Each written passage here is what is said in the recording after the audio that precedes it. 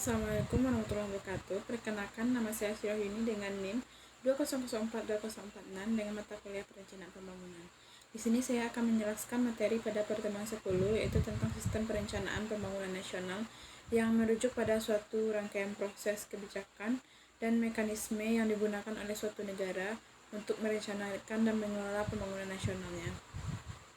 Pendekatan ini mencakup berbagai aspek, yaitu termasuk ekonomi, sosial, infrastruktur, lingkungan, dan lainnya.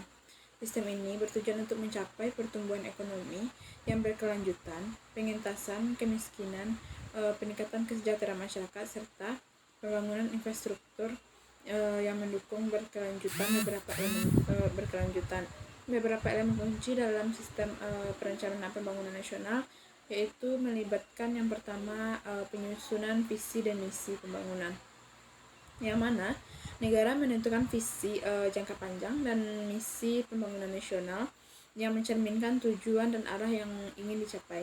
Dokumen ini memberikan panduan bagi perencanaan dan pelaksanaan kebijakan.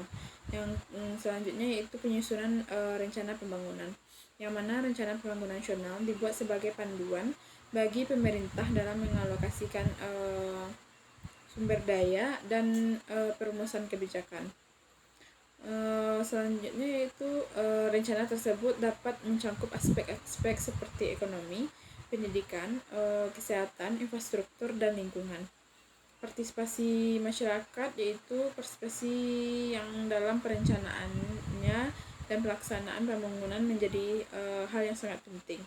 Ini mencakup dialog dengan berbagai pemangku kepentingan, termasuk sektor swasta, organisasi non-pemerintah, dan warga negara untuk memastikan bahwa kebutuhan dan aspirasi masyarakat tercermin dalam kebijakan dan program pembangunan. Pengembangan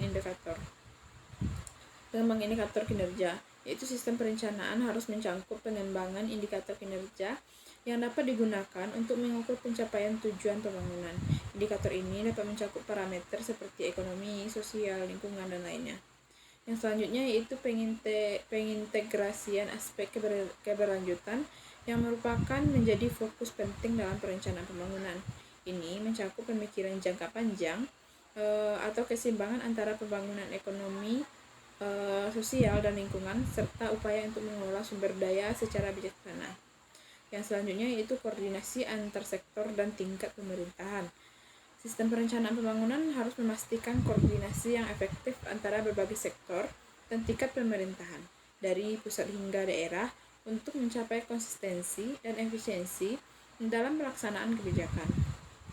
Yang terakhir yaitu evaluasi dan